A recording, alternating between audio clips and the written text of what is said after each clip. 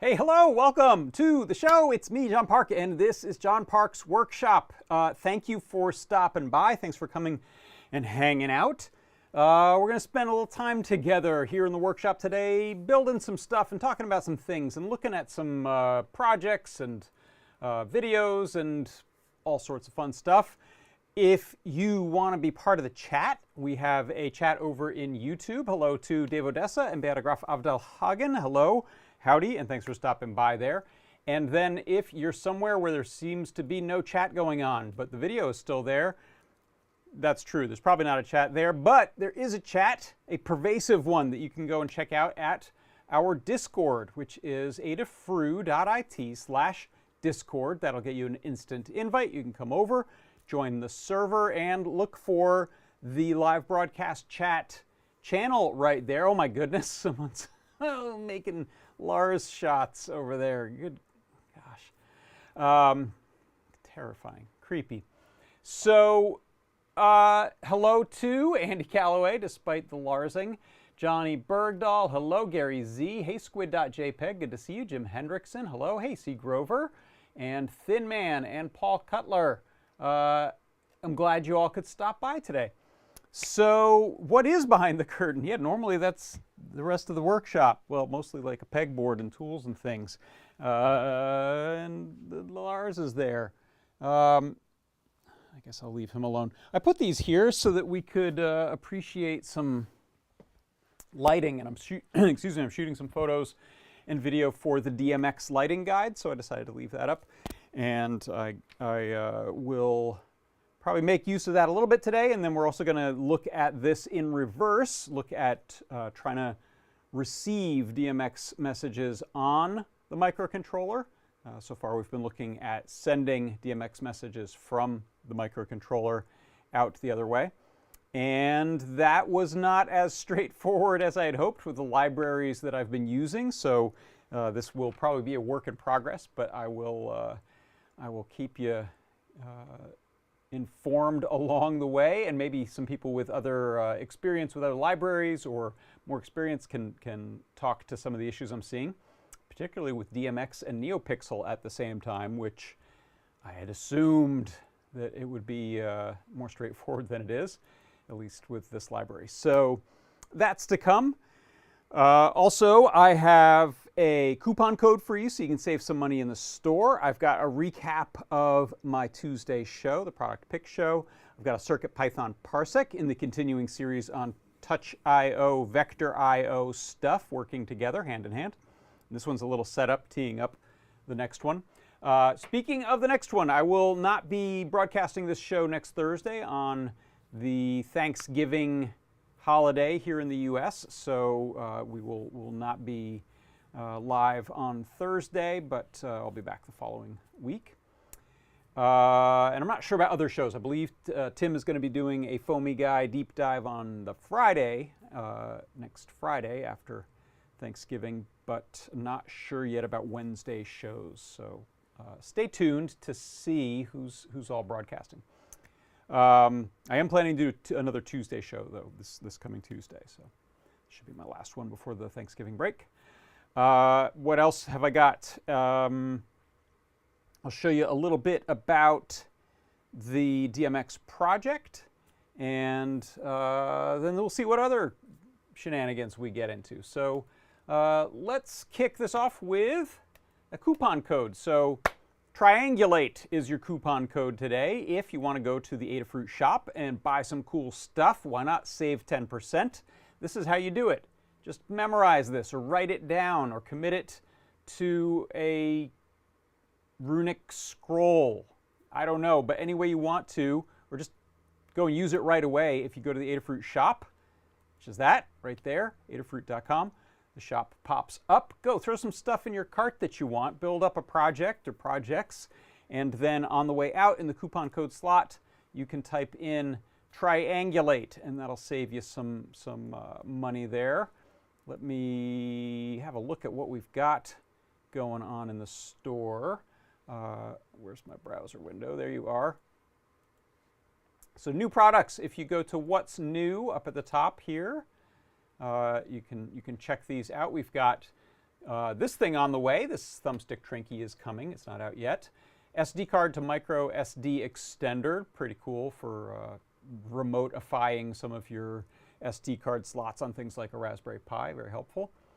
We have these NVMe SSD drives, 256 gigs. So if you're doing a Raspberry Pi project, building up a Raspberry Pi system, and you want bigger, faster than your usual SD card, then pick up a drive. This one's 256 gigs, and you can also get either a NVMe hat or an NVMe base. So the Raspberry Pi M.2 hat plus here, $10. That's going to plug into the Raspberry Pi from the top and gives you a slot there to connect your NVMe SSD. Or you can check out these Pimoroni bases. They go underneath, and one of them has slots for 2 drives. I haven't used these, so I can't speak to them, but we got a few options there. So that's a new thing. So you can get 10% off of that. It's pretty nice deal there, as well as some new solar buckboard and solar lithium charger products, and then some of these neat Pebble LED, RGB LEDs that we've got.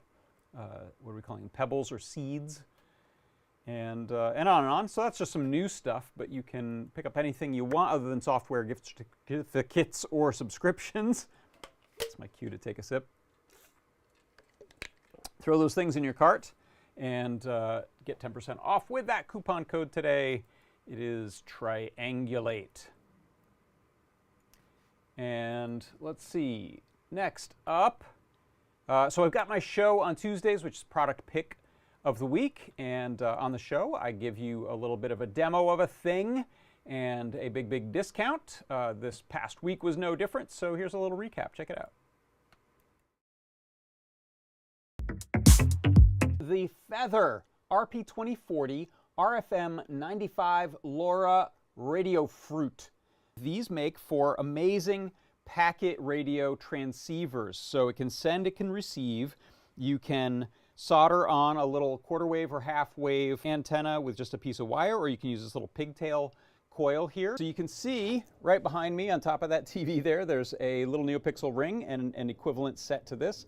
And every time I click this button, I'm just cycling through some colors. Let me bring that LiPo battery plugged in and a little NeoPixel ring plugged in, and the antennas on both of them. They're tuned to the same frequency, and it's very simple to just send a message that tells this code over here to go cycle through the colors there. That right there is my product pick of the week this week. It is the Feather RP2040 RFM95 LoRa Radio Fruit.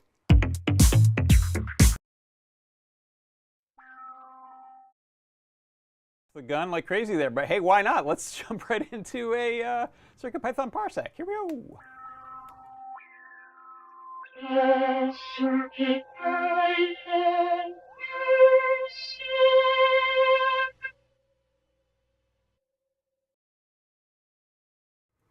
Yeah, buddy, here we are. All right, for the CircuitPython Parsec today, I wanted to show you how you can use touch.io and vector.io to create a triangle drawing tool. So this is the continuing series of me building my own version of Illustrator that runs on a PyPortal, basically. And it's just little pieces at a time. Last week we looked at a rectangle tool. This week we're going to look at actually a bit of a simpler one. I should probably have done this one first. This is how you draw a triangle. So first of all, let's just do a demo. You can see, I'll refocus this a little bit and try to get the glare off of there. There we go. That focus, that looks pretty good. So you can see here I've got three little dots on the screen there, a red, a green, and a blue dot. And when I tap, I'm setting down 1, 2, and 3 vertices, which then create a triangle. So each time I go in, I'm just going to restart. I'm just going to draw a new triangle, so I'm not collecting a bunch of them right now, just one at a time. But wherever I place these points, those become the vertices or edge points or line points of the triangle. And the way this works in CircuitPython, you can see I'm importing vector.io. That does the heavy lifting. I'm also using display.io in concert with that, and Adafruit touchscreen. So we set up the board, and we set up a few colors that we're going to use. And then I'm just placing those points there even to begin with. We can see them at the edge of the screen. Those are 3 little circles. That'll be my vertices. And then I'm creating this list here called my points, which is this tuple of these 3 little sets of points. So it's just a little sliver at the beginning. And then I'm using vector.io polygon to create a triangle. So I have my triangle equals vector.io polygon. What's the color and what's the list of points? In this case, it's just these beginning points. And then I put these into the main group with append, and then I'm going to show that group. Then we initialize the touch screen, and I'm setting up 3 little variables here for storing points. So as you can see, very similar to the circle and the rectangle that we've done in the past. In the main loop, I check for a tap on the screen, and then we take that info, and if the point1 variable was set to none, it's empty, that means this is the first point I'm drawing. Then I'm going to cast that to point. I'm going to move the old stuff out of the way, and then I'm going to draw the first point. So first point, I just change its x and y values to wherever I've just touched with the touched on the screen. Then that next point becomes available, point 2, and we do the same thing. We draw that point and point 3, but this time, since we've got a third point, we can put the triangle back into the origin point of 0, 0, 0, since I was moving that off the screen before, and then recreate the triangle or polygon with point 0, xy, or rather point 1 xy, point 2 xy, and point 3 xy, and then we just clear out those state variables. And so that is how you can create a triangle drawing tool inside of CircuitPython. And that is your CircuitPython Parsec.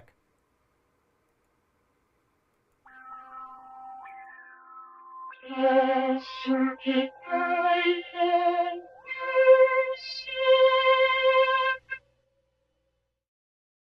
All right. Okay, so like I've said before, this stuff will work well on any of the touch screens that we have. You might want to check out PyPortal or some of the feather wings that we have, the Feather TFT feather wings that also have a touch screen built in. Those would be useful for doing this kind of stuff as well. Okay, moving right along. So I don't have a new Learn guide to go over. I have started working on the DMX intro guide, and what I may do, depending on how some of this stuff I show you today goes, I may actually publish that guide just with the sort of first half, which is how to send DMX messages out to fixtures that can receive them. So as a little recap, if you look at some of this stuff that we've got right here, I'm going to zoom out a little bit and just talk about what some of these pieces and parts are. Let me turn on a spotlight there just to put some light onto the situation. I'm going to stand over there actually. Let me just talk about what the heck is this stuff? What are we talking about? So, oops, Wrong screen. Where is that? That one. There. That one. There. Okay. Ooh, it's in a weird spot. Hold on. There we go. So DMX stands for Digital Multiplex. Is that right? I think so. But it is a standard for stage lighting, theatrical lighting, and it is about the same age and roughly similar in a lot of ways to MIDI. It comes from the early 80s. It sends a serial data string that can be up to 512 bytes. And each of those 512 bytes can correspond to a different channel in the system that can be used by fixtures. So a simple case would be a light that just has one channel, and it can just be bright or dark, 256 levels of fade control, and that would be a fixture that's just on channel 1. We have a RGB lighting set here. These are actually set right now into a 4-channel mode, so that means that we could have 512 divided by 4 different lights being controlled using a typical 512 byte DMX message. These can also be set, I think, in a 7 or 6 channel mode, so they've got a couple extra features. And that's really dependent on the fixture, but that could be anything from, you could have a light that has uses a lot of channels, maybe use 16 channels because it has red, green, blue, a separate white. It has a motor that pans, a motor that tilts, a motor that moves a different filter or gobo in front of it, and so on. Things like foggers and other equipment also can use the DMX. It doesn't have to just be lights, but we'll be dealing a lot with lights. So typical scenario is this is a little inexpensive, like $40 or $50 DMX controller, DJ-style DMX controller that can be run into one light that has one set of addresses set on it. So you can see this one's flashing 1. This one's set in a 4-channel mode, so it's going to take anything that happens on channels 1, 2, 3, and 4. In this case, it's brightness, red, green, blue. And then it passes along the data to the next light. So I have a second cable here going, a little 3-pin XLR cable. This one's set to channel 17, and so that's going to use 17, 18, 19, 20 for, again, fade or brightness, red, green, blue. So we have up till now been looking at sending data from the microcontroller to the lights. So I just want to just look at that again, and then we'll move into the other direction of it. So what I'll do is I'm going to zoom in here so you can see what I'm focusing on. So I'm going to take the receive side out of here just for clarity, just so it's clear what's going on. Oh my God, that thing is really tight on there. Take that out. And I'm not using that controller. I'm going to move that off to the side. I'm going to ignore that set of NeoPixels plugged into there right now too. And I'm going to set my DMX shield. So I have an Arduino Uno here. This would also work with a Metro 328 or other similar AVR board of that sort of vintage. And I'm going to set this into sender rather than receiver mode with a jumper. And I'm going to switch to using GPIO pins instead of the UART pins. And I'm going to plop a different board in there. So this is the board that I have programmed right now with receiver. This is the one I have programmed with sender. So I'm just going to plop that shield on there. And that's just a convenience for me not having to upload software during the show right now. I just put it on 2 different boards. Okay, so right now, this one has a very long XLR cable, which is running into this light. These lights have their own power. These ones happen to be plugged into AC power. So there's only data and a common ground used here. So power is sort of on a per fixture basis. And then I'm going to go ahead and bring this over to the computer so we can plug it in. And I'll point the lights back here so you can just see them on the backdrop. So let's head back over here. And these will plug into USB for power and data. Right now, my code isn't really doing anything on its own. It's just waiting for serial data from the computer to type into it, but that could be kind of any code looping through things, fading, running light patterns, that sort of stuff. So let's take a look at it this way. Oh no, is my mouse... Oh wow, I have a mouse that's been going crazy. It's not... It's not going to let me... Is it this thing? Ah, that is it. My camera finally explains. This has been happening for a day and a half now. I had another macro pad that was plugged in. There we go. That was grabbing control. Okay, so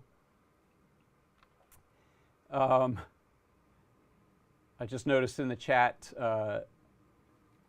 C. Grover said, "Hey, there's a white dot on that there XLR cable connector." These were a bunch of spare to C. Grover from their studio cables that he was kind enough to send me. So if you notice white dots of paint on cables, those are ones that I was gifted by C. Grover, and yeah, they're great. So thank you again for this. Good eye. Okay, so let's get the... I'm going to put this view of the world, and I'm going to bring up an Arduino session, and I'm just going to use the serial plotter here, or the serial monitor here, so I can type into it. So let's take a look at this one here that I'm using, and I'm going to plug my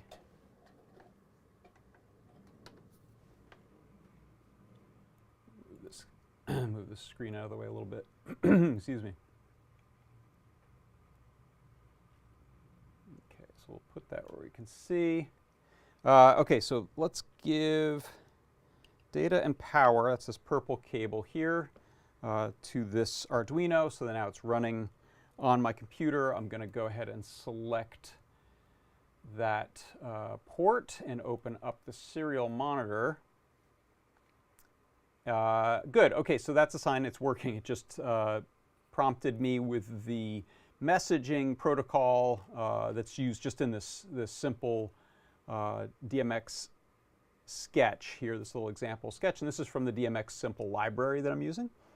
And this one just is looking for channels. And pardon me, if you watched Show and Tell last night, this is redundant to what I showed there, but I think it's worth showing again. So if I go and tell it a channel, like channel 1, and a value, actually let's do channel 2, that's red. So 2C, second channel, and then I'll do 255 and write to that value, to that channel. You should see, let me point this light where you can see it. You should see a red mark there. You see me moving it around back there.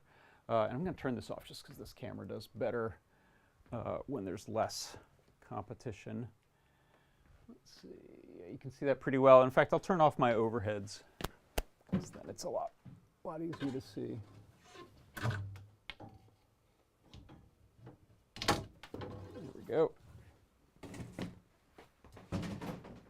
Knock everything over. Okay, so you can see that light back there. So that is channel 1, the first light. Let's do the second light. We'll do this one blue. So I'm going to go to channel 17.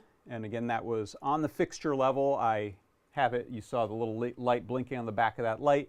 You have little buttons on the lights to say what channel are you going to show up. Most things aren't fixed address. You can, in the DMX world, tell a fixture what to start receiving, what channel to start receiving on. So I'm going to say channel 18, which is red, 19 green, 20 blue. Let's do blue. So 20 channel, not 120, 20 channel, 255 right. So that's full blue. You can see it kind of show up there. I'll point that right here. So you can see a couple of lights there showing up behind me. And let me see if I can put a better, let's add this camera view. That'll make it a little easier to see what I'm doing. You don't need to see the gizmo at the moment. There we are. So there's the two lights, and so those will mix red, green, blue. We can format these as a longer string just because it's being read with this little serial command that parses out the different sections of it pretty nicely. So I can do kind of a full line here. I'll say channel 1, and this is the brightness. I'll put it at 200. I don't think it cares if I put commas in there just for clarity. Channel 2, we'll do 0, so no red there. Channel 3, let's do green, sure, 255, full green. And channel 4, we'll do 0, no blue. Hit that, and you can see I just changed that light to green. So right now it's obviously a really clunky interface because it's just me typing in serial commands. We can at least send them all at once. So if I copy this and paste that, I'll just update this to start on channel 17. And this will be 18, 19, and 20. If I hit that right now, we'll get both lights sending green. You can, I don't know actually if this is frowned upon, but you can set your fixtures to be the same channel. So if we had a bank of 6 of these that we actually just wanted to all do the same thing, we can tell the fixture that they're on the same channel as other ones. I think that's legal and fine in DMX. It works, at least in the case I've got here. But in this case, I'm going to set them to some different colors. So let's take the red up on this one and hit enter. And so you can see now I've got kind of a yellow light there because I'm mixing. Oh, thank you. Someone told me the parsec code is showing up, not the not the Arduino code that I'm trying to show you. Okay, let's do it. That, and yeah, that was my bad. I got to move the main camera to a different layer here so that it'll show both. Thank you. Okay, so here I'm going to make this bigger. Actually, I'm going to use this tool to make this bigger.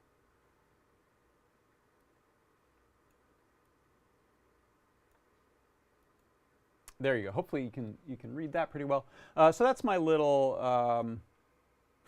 David Glaudet says, "Yeah, I was confused in show and tell. I was thinking Arduino size. This must be C, but I see CircuitPython. No. This is Arduino. My bad. I was when I switched cameras, I had the wrong code view showing. Okay, yeah. So this is an Arduino, and that's my little syntax that I have there right now to send 2 lights. So of course you can imagine we could have knobs, dials, distance sensors, kind of anything that you can read on the Arduino being parsed into sending these messages. And they are, I forget the speed, the baud rate of the DMX message. It's pretty fast though, so we can read real-time controls and have the lights updating pretty well. It's decently fast. So I'll put that detail into the guide just for people who are curious what the speed is. So this actually this is a good question from David Glaudet, and this leads into something we're interested in doing. He said, no CircuitPython support for DMX yet.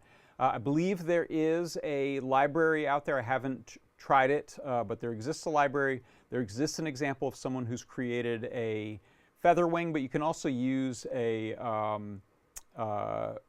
what is it, a Max 483? Let me Google this real quick.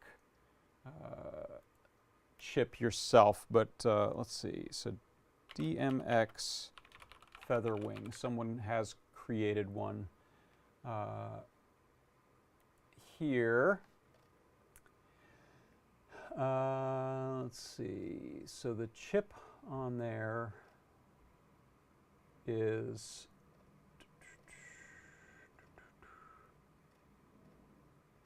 not identified. What's your name, Chip?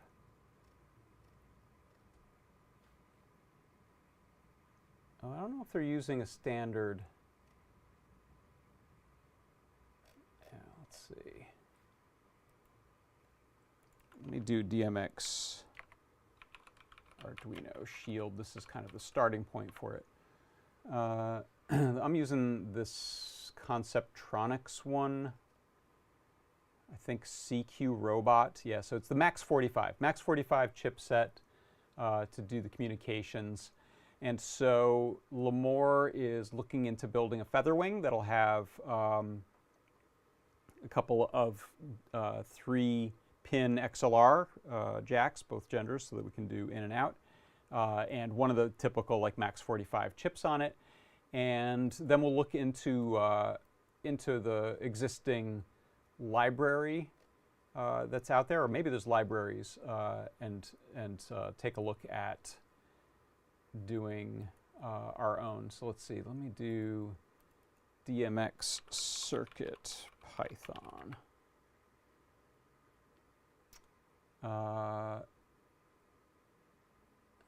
Is this in? I think that might just be a request. Yeah, I think this one is the one I was looking at. So this is Mydana, M-Y-D-A-N-A, and this is Blink DMX equipped light example.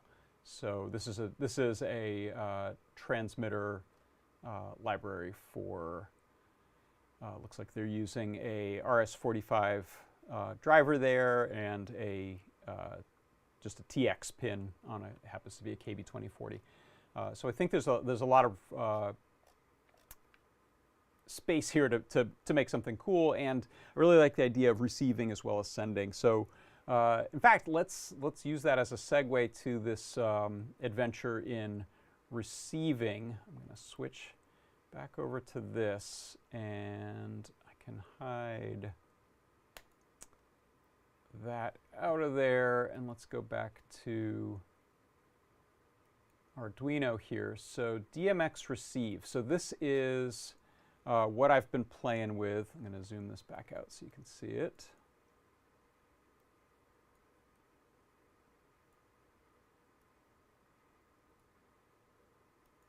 Move that back over there.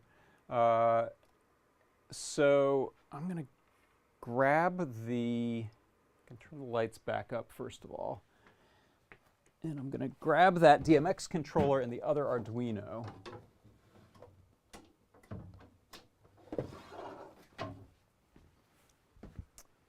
And let me plug this one in. So the idea behind this is that I want to be able to use stuff like that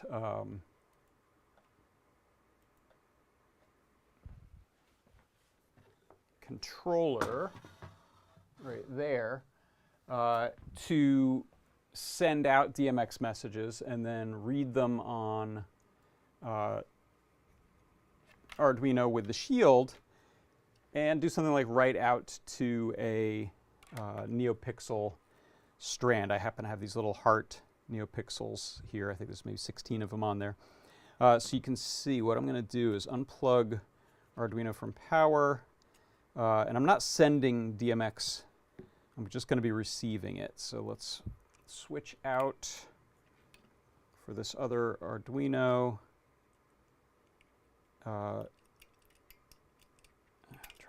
Try to get the super skinny stacky header pins in there without bending anyone.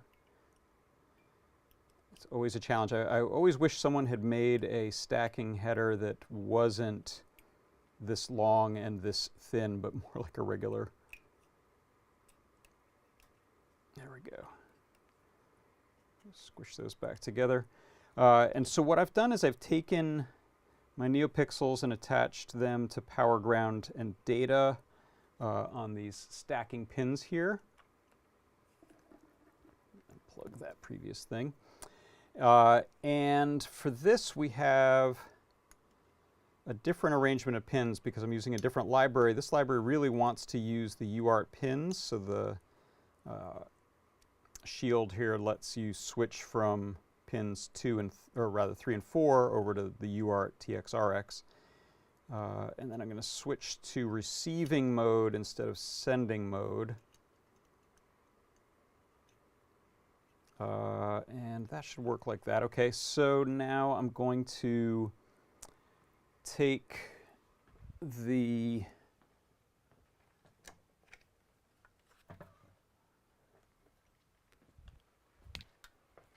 little DMX DJ controller here.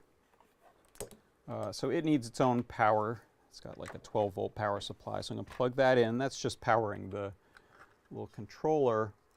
NeoPixels will be getting 5 volts from the Arduino there. And I'll zoom out this camera so you can see a couple of these things at the same time.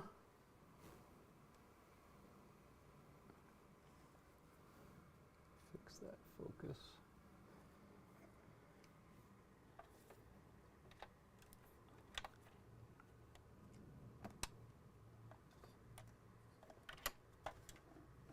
Okay, so you can see at least the controller's there. That's what this cable here is out from DJ controller, DMX controller into DMX shield. I'll power the Arduino, and you can see I've got my NeoPixels lighting up at first, just as a test. So the first thing it does is light up the NeoPixels, and then I have it reading channel 1. So this 512 channel MIDI message comes flying through. And it's just checking channel 1 only right now to see is the value below or above 127. So you can see if I crank the value up, my NeoPixels light up. Oh, and it looks like maybe I'm off by, could this thing have 17? Oh, maybe this has more. Maybe this has like 20. Not sure. Or I might need a resistor on the first one. So off, on. That's all I've got working right now. Obviously, that's not super exciting. We want to get to where we can color mix and fade them up and down. But I just wanted to show you the progress on this. So in this code here, let me make that a little more readable. Hold on.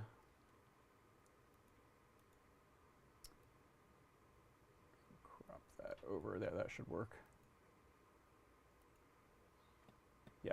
Okay, so in this code here, I am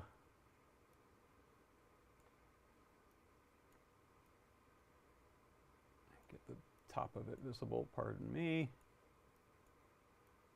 There we go. So I'm using the other, there's about 3 or 4 DMX libraries out there for Arduino that work on these kinds of shields. And I was using DMX Simple, but DMX Simple is so simple it just sends. And so I've switched over to this Conceptonetics DMX library for Arduino is its official name. So in Conceptonetics library, I'm also importing NeoPixel and setting up this strand here, which maybe it has. I don't know, let's try. You know, I won't try to flash it right now. I haven't set that up on this machine. But what I've got is right now it thinks it's checking for 10 channels. And again, by the way, I'm switching where I can the verbiage to sender and receiver, which I believe is what. I can't remember if that's what we had for SPI, but some language other than this slave and master, which is the typical language used in DMX. But you will see it in the library just because it's hard-coded there. But there are 10 channels that we can receive.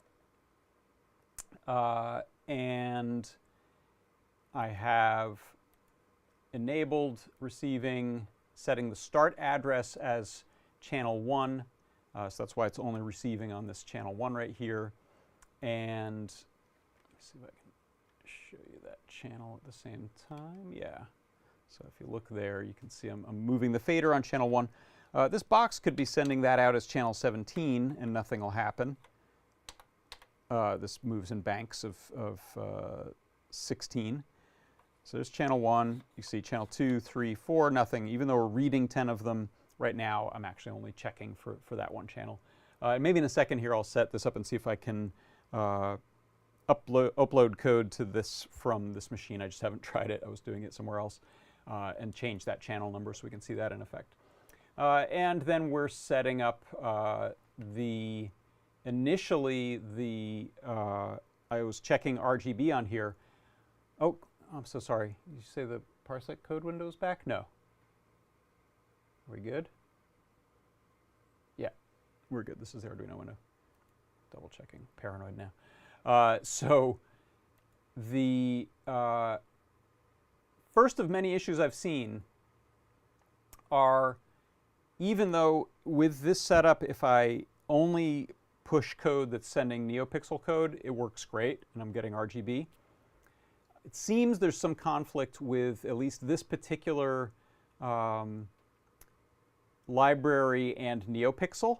So it seems I'm unable to send to individual pixels. I'm only able to do a fill to the whole strand.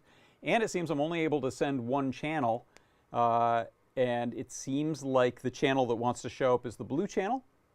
And it's also reversing the order, so I'm actually sending it red, because this is ordered as red, green, blue in the code, and it sends that over to blue channel. So there's clearly a whole bunch of stuff going on mucking up the works with NeoPixel and this DMX library, maybe in particular, or maybe some DMX stuff in general. So we'll see. This could be a bust, but I'm gonna do a lot. I have only just scratched the surface of attempting to talk to this thing. That said, I was at least glad to see that I can receive a DMX message, and I can tell that it's above 127. That's when it switches over. Right there. Should be able to see. So at 127 on the little, this is the value I'm sending. Right as I cross that threshold, then it blinks up the NeoPixel. So that part's working. So it's checking the channel address, which is channel 1 that it's checking. And if that's greater than a value of 127, then it's setting it high. Otherwise, it's setting it low. So what I want to do is, first of all, let's see if I can get this flashing this board from here. So I'll just set my board and my address. Those look good. This board with this library using UART TXRX has problems uploading to the board when the shield is enabled. So what I'm going to do is disable the shield just with this little jumper here. And now I should be able to change, let's try changing the channel that we're writing to. Actually, just to see that I've got everything working, I'm just going to set the NeoPixel strand to like 4 pixels. And let's try pushing that up there. Oh, what did it say? What's its problem? Do I not have that library available on this machine? That's possible. Let me install that. Yeah, this is not as simple as CircuitPython when I start to realize I'm on some different machines and I have a new machine that I just set up, and so I don't even have the libraries. But I'll show you where I'm getting this from. So let me open up. Should be able to see this, maybe. There we go. So Conceptinetics DMX library. It's on SourceForge. I think maybe people have forked it and put it on GitHub, but this is where I got it from. And let me make this a little smaller so that I can see it. Code. No, I want files. Download latest version. Okay, and then I got to figure out where this this Arduino's libraries are. Comment over in the chat. Somebody said try maybe Neo GRB. Yeah, I'll try some others. I was flipping those around a few different ways to see if I could get it to talk to the color order. And it didn't seem to be working, but I'll try those again once I get this happening. Okay, so it wants, let's see, I'm going to ask Arduino, where are your libraries at? Probably here, user.jep documents Arduino, sure. Okay, so I'm going to put that there. Documents, Arduino, libraries. Let's take that download and put it there and unzip that. Okay, so let's try, I'm not sure if I have to quit Arduino or not. Let's see if we can, yeah, found it, okay. So, it compiled, that's good. Let's try to send it to the board. And I'm just going to power cycle this to make sure that we turn off unused pixels. Okay, good. So there you can see it just lit 4 pixels up. Oh, they're not wanting to come back though. Let me just make sure I'm still plugged in. Okay, good. So 4 pixels lighting. So that's working. I'll set that back to, I try like 18 on here. And I just, the biggest challenge here is remembering that I've got to disable that shield every time I upload, otherwise it hangs and I got a power cycle. Okay,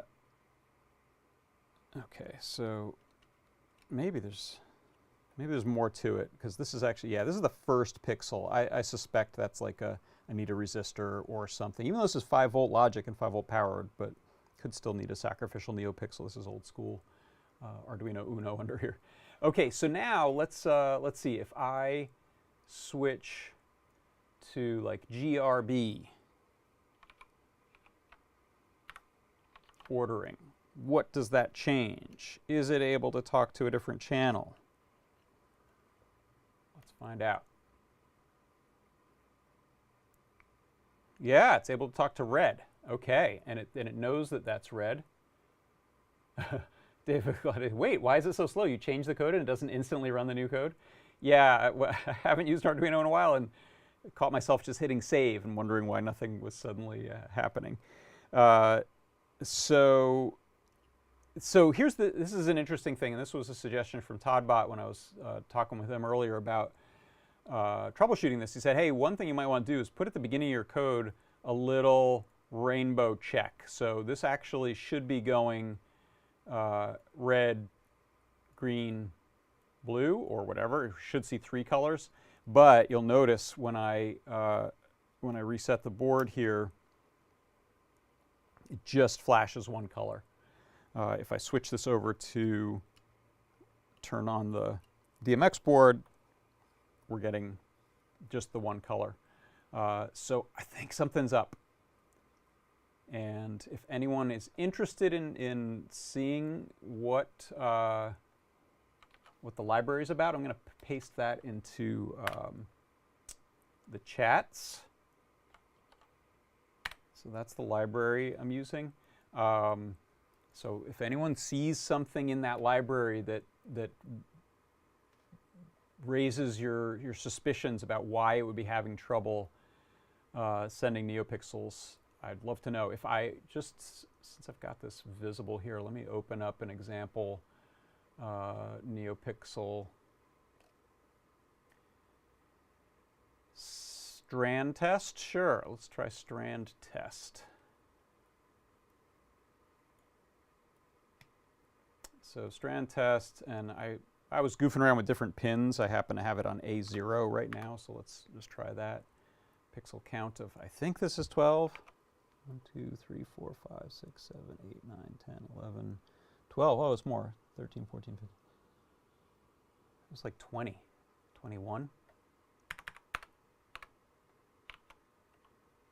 24, who knows? Okay, so let's push this up to, oh, I tried to upload before I had disabled the shield, so let's redo that.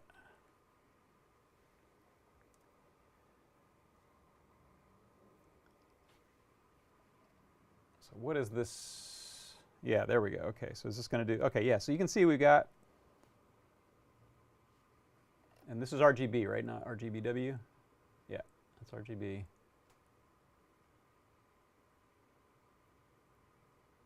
Okay. So let me go back to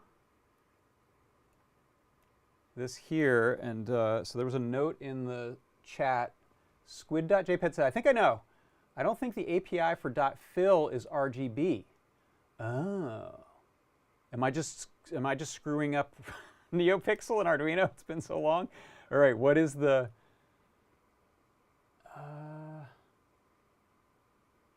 uint C is 0. Oh, okay. So let's try a hex. That'll be easier. Okay. Thank you. Let's try this. Okay, so fill OX FFOOOO OXOOFFOO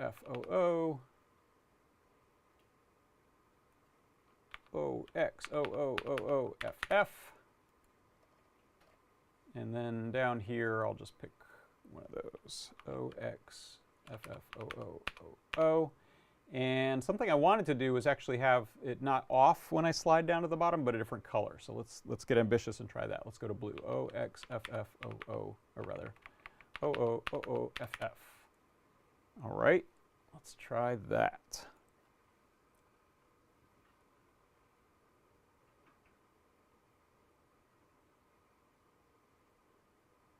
Okay, let's enable the shield. Green, red, hey, so it was nothing. I'm telling stories. Please ignore everything I said earlier about maybe the DMX library was yelling. I was just using NeoPixel wrong, isn't that it? Okay. Thank you so much, Squid.jpg, and Todd for suggesting hex. Okay. So that is a good start. Now, no idea why. Let me unplug it. I bet that first one is just going to be dark. Yeah, I don't know. Still don't know what pixel 1 or 0, what this guy's story is there. I'm going to ignore that, though. So, hey, okay, we got two-color fader. Not even a fader, a switch there that happens to be a fader that's switching between binary states of color. Next thing I wanted to try is just read channel 2 instead of channel 1. So I think I can, I'm not going to change the start address. I still want it to start looking at the first DMX address, but I think this syntax will tell it the one I'm looking at is actually channel 2. So again, let's disable the shield. Yay, thank you, Squid.jpg. That is so helpful. What a wild goose chase I was on. Okay, so now let's enable the shield. I should really make that a switch. Not looking at channel 1, but this is channel 2, and yay! Okay, so we're able to read channel 2. So that means we should be able to do something like, let's read channel 17. So if I switch this controller to this little mode, little state here, instead of the first bank of 16, I'm now going to read, I think that's the second bank of 16. So that should be 17. Let's try that. And I'll set the number of channels to read to, let's say, 30. I don't know if that's going to cause it any hiccups or slowdowns. I don't think so. I should be able to deal with it. So we should be on the first slider here is, yeah, so that's channel 17 now, and that's what it's reading. So yay. Um, David Glaudet brings up the point in DMX, when you run out of addresses, you start to use a new universe. So yeah, DMX has 512 channels per universe, but you can use multiple universes depending on the equipment and the, I don't know if any of these sort of simple-ish libraries deal nicely with universes. I think maybe they do. And in fact, I saw that Lee Cyborg just published an article in the Newest Make magazine that is about DMX control for like outdoor lighting things, and they may have made mention of universes in there from Arduino. So that's really helpful timing. Lamore just pointed that out to me. She's like, "Hey, go look. There's a brand new article about DMX in Make." So that'll be helpful. So the last thing I want to try then, especially because people have their Arduino NeoPixel hats on, if I want to just control a single NeoPixel on here instead of fill, I was having problems with that. It's probably just because I was using the syntax wrong. So if I, let's try this pixel clear command after we do that little test, pixels show. If I want to use set color, which you can see from my commented out thing, I was trying it before. I think that'll be pixel, let's do pixel 2 just because I have suspicions about pixel 1. It might be 0 indexed, don't know. Do I put OX, FF, FF, OO in here? And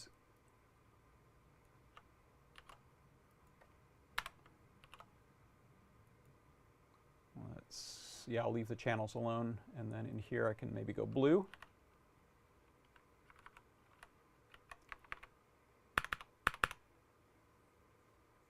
Is that gonna work? Pixel 2, set a color. Let's try it. I'm so glad we did this together today so that people could set me straight on Arduino pixel usage. Okay, so this should be channel 17. Okay, close. What am I doing wrong? So you can see there is just a single pixel lit, and I don't even know which end is the beginning. Is that this guy? Either way, we have a single pixel lit. Bring that in there. That's a good start. This should be 17.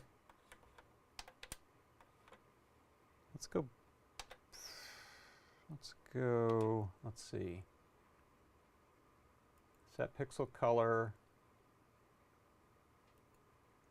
show.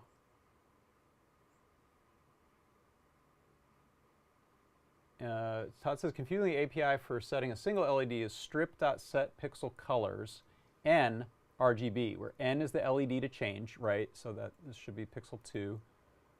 And RGB is the color values. And I'm assuming this is okay with the parenthesis there, but I'll yank it out.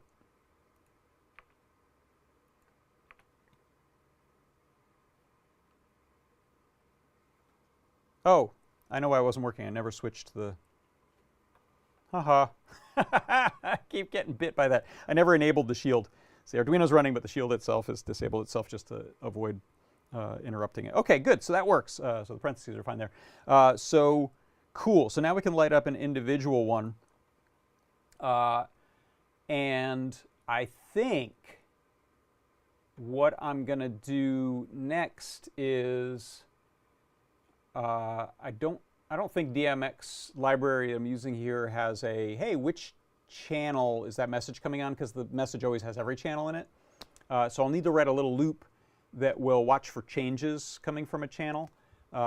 And then I can use, let's say, 20 sliders to fade up 20 different, or switch the colors on 20 different LEDs on this strip. I should be able to start using it that way. So this is great. This is really helpful to do it out loud with you all. I appreciate you joining for that journey there. But that's it. That's where I'm at with this. And I'll be probably, like I said, wrapping up the simple output, writing 2 fixtures part of the guide, and then I'll maybe get that published and then work on this input side of things. Because, you know, there's some interesting stuff. There's obviously there's a lot of big controllers and things out there. There's sound reactive controllers. There are scenes and chases of like series of scenes that you can program right into these.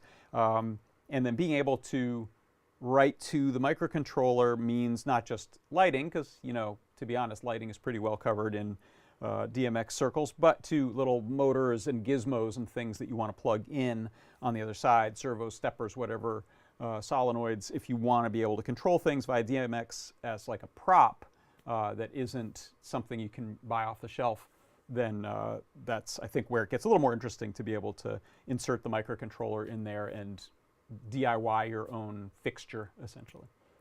The other thing I have questions about is, are there any libraries or combinations of existing code that would work to filter and massage your data if you wanted to read incoming DMX, do some decision making with the data, and then write out a different message on the other way, sort of like we do with little MIDI boxes. That could be interesting. David Letty says, now I will dream of a DMX Christmas decoration. Hey, that's excellent. Yeah, I'm surprised I haven't seen more of these kind of professional Christmas lighting, holiday lighting things be DMX based. They seem to roll their own protocols a lot of the time, at least from what I've seen. Yeah, WLED is so much easier than a lot of this stuff for sure. So part of this is nostalgia and blast for the past. Part of this is integrating into existing things. But that's a good point, David. All right, let's see if there's not any other things. I'll just say hello to some people who stopped by. Hey, Frankie Boy Power Care and Jerome Frazier and David Bronke. Hello, hello. Thanks for popping in over here on the YouTube chat. And to everyone over here in the Discord chat, again, thanks for your help. And everyone watching, thanks. Have a really great Thanksgiving holiday if you celebrate that.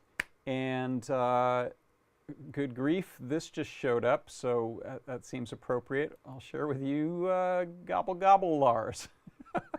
What the heck?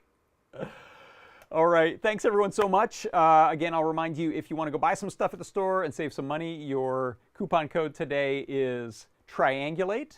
You can use that to get 10% off on anything from the shop that we can put in a box and send to you from Adafruit, so go check that out and use that coupon code to save some money. David, once more with the conversation on DMX, one of the benefits is distance, since it works on your gigantically long XLR cables, as you saw me fishing them out. Yeah, you can send data a long way. I believe it's a differential pair, so it's fairly immune to noise, and you can get some nice shielded cables. And I'll have info about that in the guide. So, all right, that's it. Thank you everyone so much for Adafruit Industries. I'm John Park. This has been John Park's Workshop, and I will see you in a little while. Bye-bye.